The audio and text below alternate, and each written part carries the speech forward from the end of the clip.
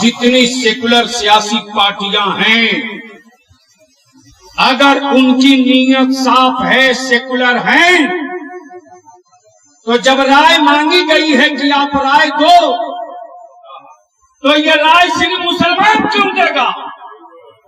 देश के सेकुलर पार्टियों का एक एक मेंबर, एक एक सदस्य क्यों नहीं जेपीसी को राय दे रहा है कि अब्दुल्ला अब्दुल करीम के साथ साथ महेश भी, सुरेश भी, गणेश भी, यादव भी, कुर्मी भी, कोयली भी, दलित भी, आदिवासी भी, सब इस बिल के खिलाफ हैं। और मुसलमान से राय नहीं मांगी गई है, देश से राय मांगी गई।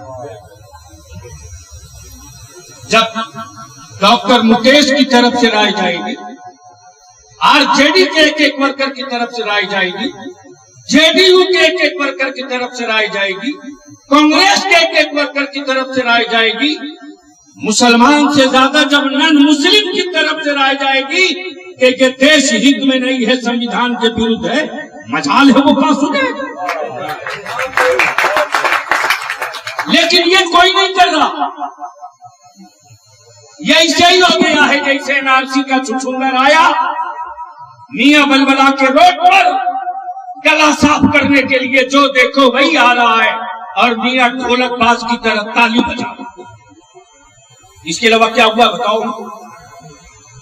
बिल का असल फैक्ट क्या है वो समझिए। और बलिया भी यूं ही नहीं, 31 पेज में ये जवाब तैयार करके सबसे पहले मैं दे चुका हूं। 31 पेज में जवाब जेपीसी को जा चुका है, और सबसे पहला जवाब आपके इदारे शरिया का गया है। आप कानून बनाएंगे, हम कहां रोक रहे? मत बनाएंगे, बना दीजिए कानून कि देश में कोई अगर बेरोजगार रहा, कोई अगर बेरोजगार रहा किसी धर्म का, तो उसको महीने में 50,000 रुपया दिया जाएगा। है हिम्मत बुलाइए। देश का कोई भी बच्चा शिक्षित न रहे, लाइए ना कानून बना दीजिए कि प्राइवेट स्कूल का फीस इतना ही होगा। असल कानून क्या है वो समझिए। इन्होंने कानून जो लाया तो पहला इशू ये कि वक्फ का नाम चेंज किया जाए। उसकी कॉपी, उसका ट्रांसलेट उर्दू में भी करा चुका हूं। मौलाना अली रजा साहब हमारे जो मुफ्ती साहब हैं, काजी शरीयत, इनसे गुजारिश करूंगा कि उसकी कॉपी बांट दीजिए। शायद या फिर खाई हुई कौम एक बार पढ़ ली। यहां तो दावतनामा भेजने के बाद भी मीटिंग में आकर लोग पूछता है आज की मीटिंग का एजेंडा क्या? हमको पता नहीं। 38 साल इसी में तो बीत गया। वरना बलियावी के पास भी हर शहर में एक आध गाड़ी घोड़ा होती, हर जगह फ्लैट होता, लेकिन है हिम्मत किसी ईडी, सीबीआई और एजेंसी की जो बलियावी के दरवाजे आ जाए? नाप दूंगा इंस्टीट्यूट से।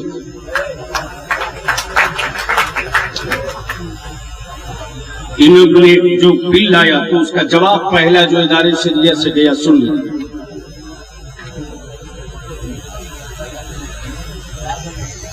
आप साहब थोड़ी मेरी मदद करें, इसको पकड़ें। ये है एक पेज में उस बिल का उर्दू तर्जमा, और इसलिए करा दिया है संस्कृत मिक्स बिल बना है हिंदी में, ताकि हमारे लोग आसानी से उर्दू में समझ सकें। पहले बिल की कॉपी सुन लीजिए, फिर अपनी राय दीजिए, मैं सुनूंगा। जब निकल गया हूं, सर उखल में दे चुके हैं, तो मूसल की परवाह मत कीजिए और जख्म मत कीजिए। लड़ना आप ही को पड़ेगा। आपकी लड़ाई दूसरा नहीं लड़ेगा, राजनीति करेगा, लड़ेगा नहीं। पहला ये है वक्फ तरमीमी बिल 2024 में 1995 के असल वक्फ एक्ट में कई तरामीम शामिल हैं। बिल में तजवीज करदा अहम तरामीम ये: पहला, इस एक्ट का नाम बदला जाए। इस एक्ट का नाम बदलकर यूनिफाइड वक्फ मैनेजमेंट एम्पावरमेंट इम्फेलेसी एंड डिप्लोमेंट एक्ट 1995 रखा जाए। वक्फ की तारीफ इन्होंने क्या किया? वक्फ को वाज़ेह तौर पर किसी भी ऐसे शख्स के वक्फ के तौर पर बयान किया गया है जो कम से कम 5 साल तक इस्लाम पर अमल करता हो और जायदाद की मिल्कियत रखता हो। बहुत गौर से सुनिए, यानी अगर बलियावी साहब इस्लाम कबूल आज कर लिए तो ये चाहे कि कल अपनी जमीन जायदाद वक्फ कर दे तो नहीं कर सकते।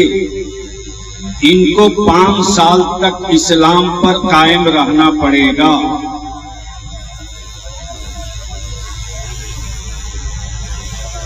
वक्फ अलल औलाद, वक्फ अलल औलाद का क़याम औरतों के विरासत से इनकार का बाइस नहीं बनना चाहिए, जबकि लोगों को पता ही नहीं है कि एक बाप अपनी पूरी प्रॉपर्टी वक्फ करना चाहे तो इस्लाम की नजर में, इस्लाम के कानून में ये जायज ही नहीं।